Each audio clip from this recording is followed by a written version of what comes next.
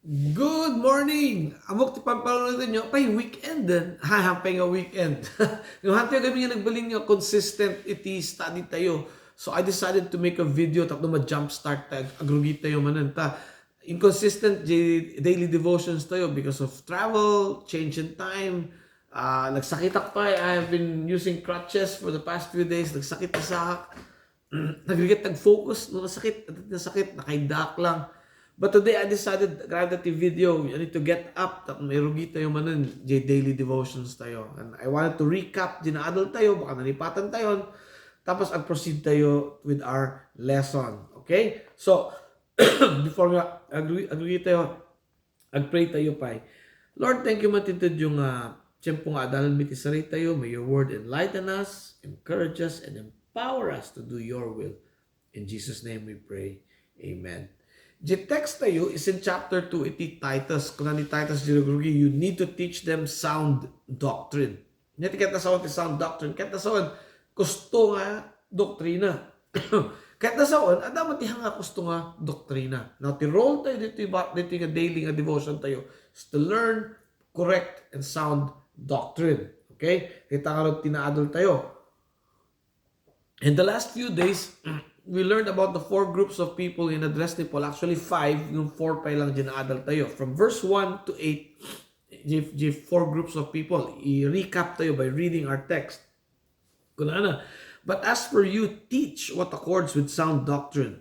Older men, number 1, are to be sober-minded, dignified, self-controlled, sound in faith and love, and steadfastness. Second group, older women likewise are to be reverent in behavior, not slanderers or slaves to too much wine. They are to teach what is good and to train young women. Group number 3, young women to love their husbands and children. Excuse me.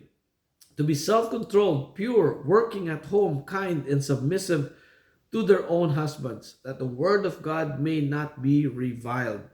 Likewise, urge the younger men to be self-controlled. Show yourself in all respects to be a model of good works, and in your teaching show integrity, dignity, and sound speech that cannot be condemned, so that an opponent may be put to shame, having nothing evil to say about us. Kaya tinadal tayo yung first four groups.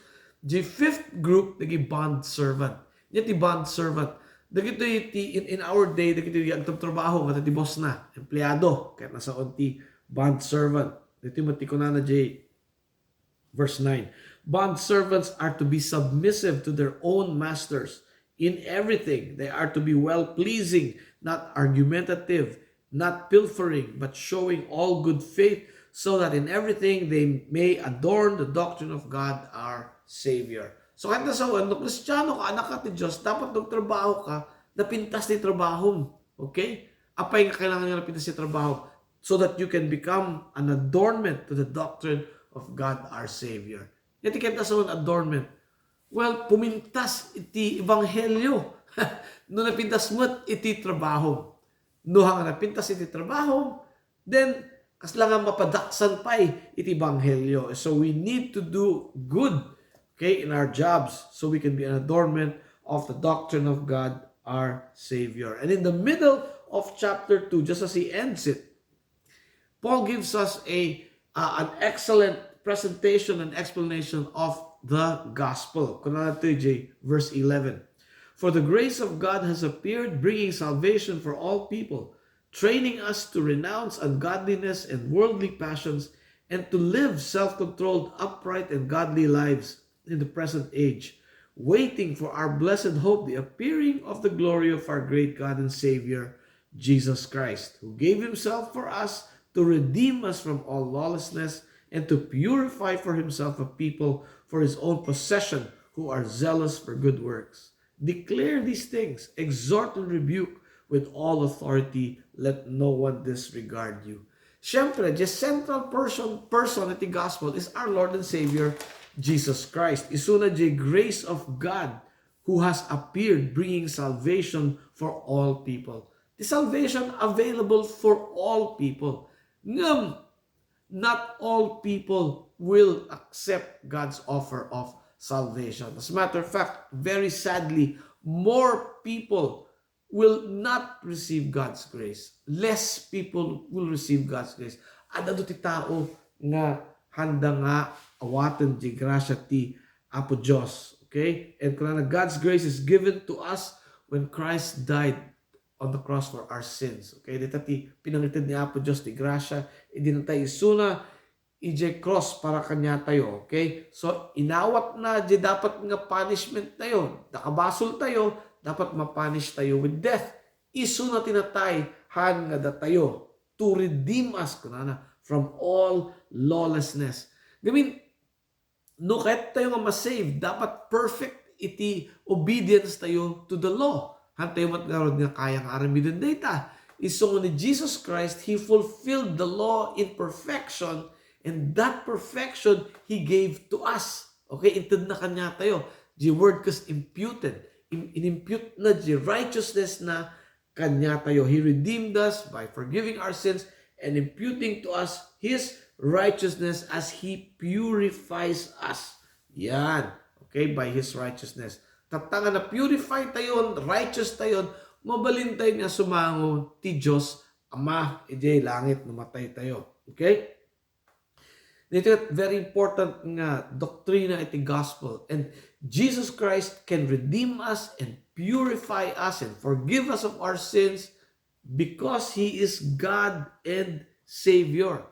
Amo yun, nabasaan niyo yung original nga Greek, yung God and Savior, Theos kai Soteros. Kahit nason yung Theos, God, the Creator, the Maker of heaven and earth, the sustainer and owner of all things. The kai ket end. The Soteros, Savior. So nga, God and Savior Jesus Christ. Theos kai Soteros. So dagiti baga dagiti kulto nga ni Jesus Christ kano ket small God hang kadi. Dito makita dito ipakita yo Theos. That means God, the God creator. Okay? So tatamat nga tiramidan tayo, ururayan tayo, di pinagsubli ni Apo Diyos. Kuna na dito eh. For the grace of God has appeared, bringing salvation for all people, training us to renounce ungodliness. And as we wait for our blessed hope, the appearing of our Lord and Savior, Jesus Christ. Okay? So tinangyari, di basol tayo, insukat ni Apo Diyos, iti righteousness na. Okay? Fair ba dito ka trade? Fair ba di pinangitin na di righteousness na? Tayo at basol din tayo. Tinsukat na kanina tayo at righteousness. Han nga fair data. But that just show us the depth of God's love for us. No kasanumot kauneg iti ayat ti Diyos para kanya tayo. Okay? Nga willing isunang unfair di trade. Okay lang kanya na. That's God's mercy and grace. Nya our little response tayo.